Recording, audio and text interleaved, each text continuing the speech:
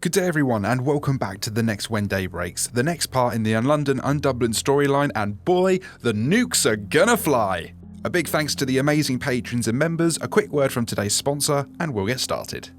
You missed your parcel, your password's expired, your subscription's been renewed, you owe late fees, extra taxes, a Nigerian prince wants to send you $1 million.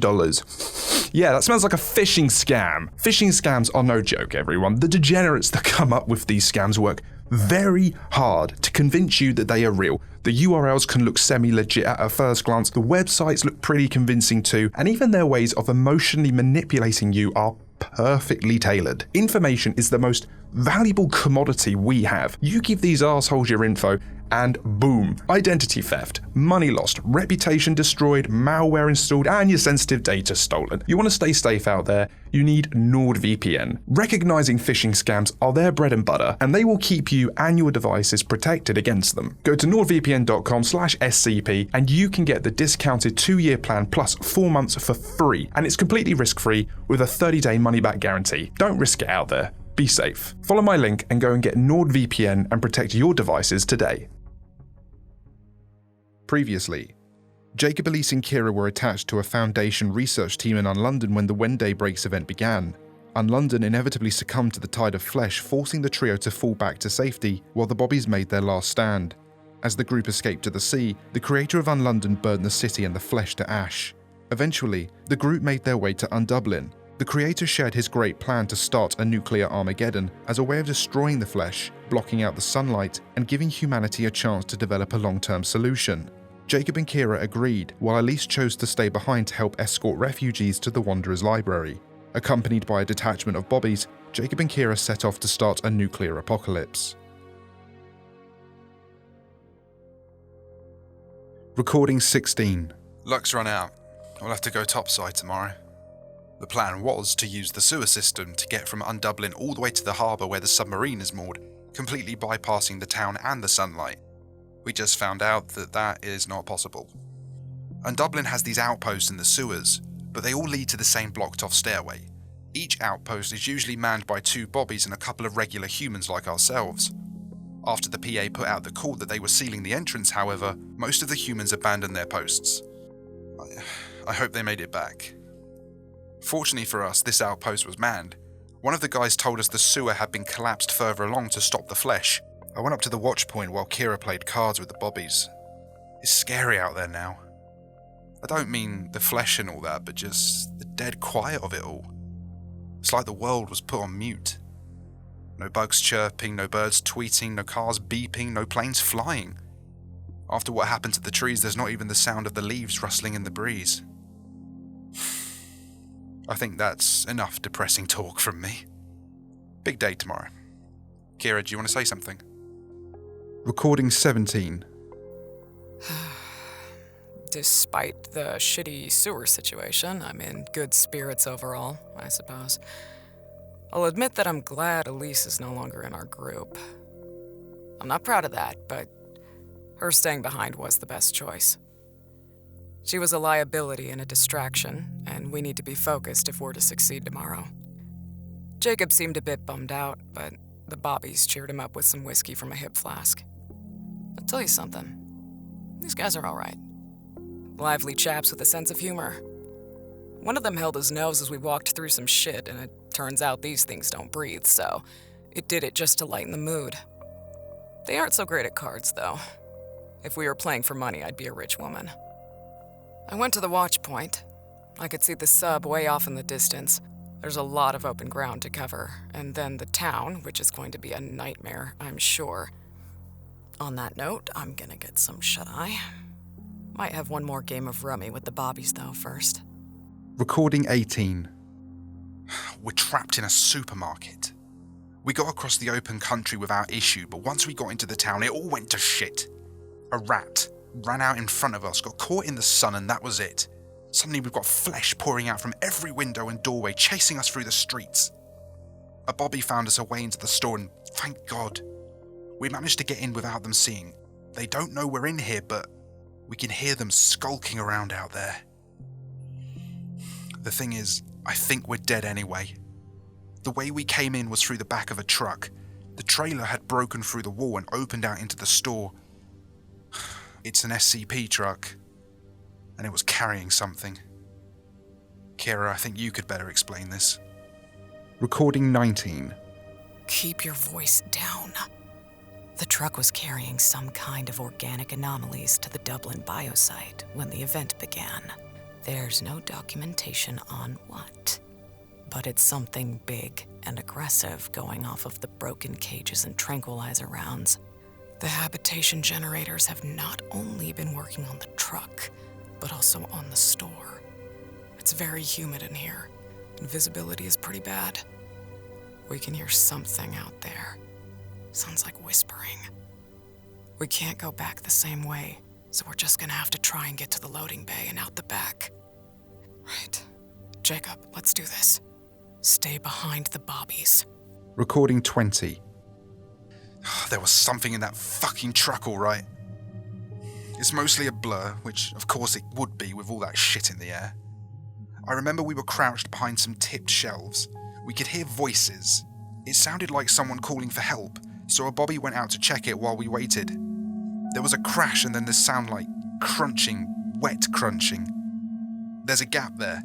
The next thing I remember is a bobby almost laying over me, holding me to the floor while this tapping sound ran past our knocked over shelves. Next thing I remember is the sound of commotion. I looked back to see two of the bobbies unsheathing swords from their canes and run down another stack of shelves while another two began to push me towards some double doors. I lost sight of Kira. I tried to go back, but the bobbies both grabbed me by the arms and carried me out. I can't remember anything after that. I just remember coming to in the shipping container with the bobbies and Kira sat next to me. Kira remembers though. Here, you record your piece and I'll bandage your arm up. Recording 21. It was fucking 939. The truck had 3 of them in it. The air was thick with the 227 amnestic shit they pump out as well, so Jacob's head was in the clouds. Inoculation to most low to medium grade amnestics is part of basic training for security, so I was lucid the whole time. One of the bobbies was killed straight away. He went to investigate the cry for help and then it pounced on him. Took the guy's head off and began devouring him. The thing was ravenous. They must not have fed in a long time. Next thing you know, another one of them smashes through the shelves behind us. It probably hurt the other feeding. These things can't see, but whatever their equivalent is, it looked right at me. Jacob was still in a daze from the 227, but a couple of the bobbies had pinned him to the floor. The thing hadn't noticed them, so I bolted. Figured I could lead it away to buy them some time. I barely even made it 10 feet before it was on me. Bastard slashed my arm with its claws. I fell. A couple of bobbies then came up behind it, began stabbing it with their swords. They have swords in their canes. Who knew?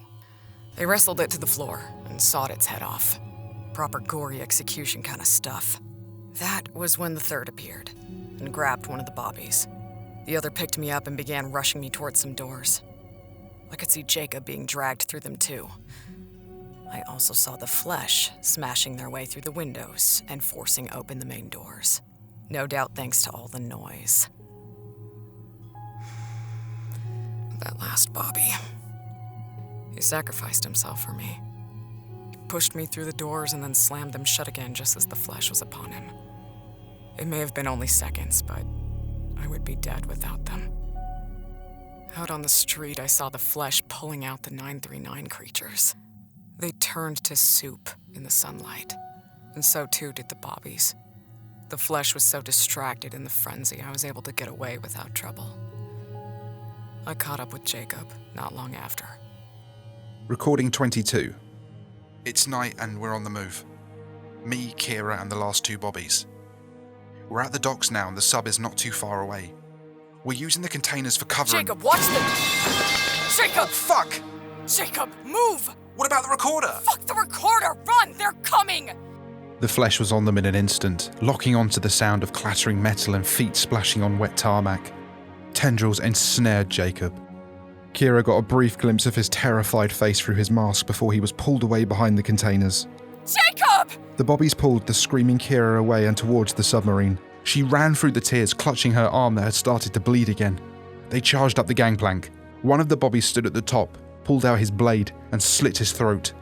Amber liquid gushed out onto and down the platform. The other Bobby took out his lighter, reached over the dying man, and set the platform ablaze. The flesh retreated from the flames. Kira wailed fresh tears as she saw a large creature on the dock holding up Jacob.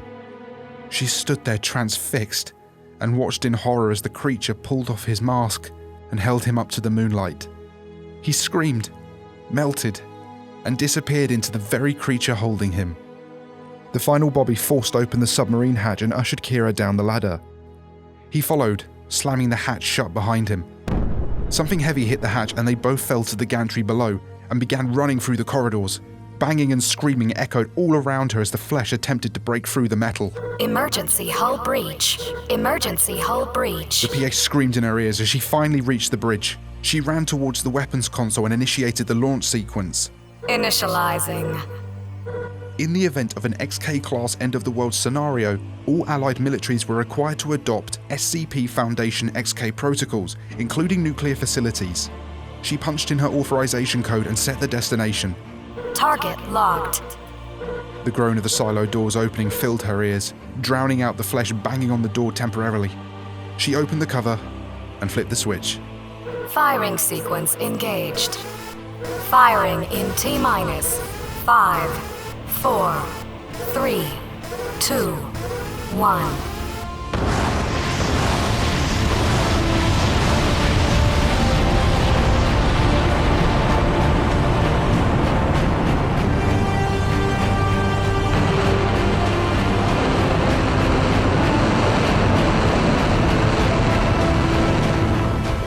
Kira went flying to the side as several nuclear rockets fired upwards, screaming away towards SCP-1984. She regained her footing but was now at an angle. The sub was taking on water fast and sinking from the flesh breaking through. She sighed and collapsed with a splash as seawater began to bleed through the floor panels. The flesh was still pounding on the door. The final Bobby unsheathed his sword and faced the door, ready to defend Kira. Poor Jacob. She wished he could have made it to the end, at least to see them complete their mission. She tremored as the pounding intensified. There was no way out. This was it. It's okay, she thought. The mission is over. The door came falling down with an almighty crash. Kira shut her eyes tight and waited for the fleshy tendrils to grab her. They did not. She heard footsteps splashing towards her. She opened her eyes to see a tall woman dressed in rags, her face barely visible, hunched under the low ceiling staring down at her. Kira North, yes? We've been looking for you. The Bobby retreated a few steps as from behind her, an old man also in rags, dripping black liquid, appeared through the doorway.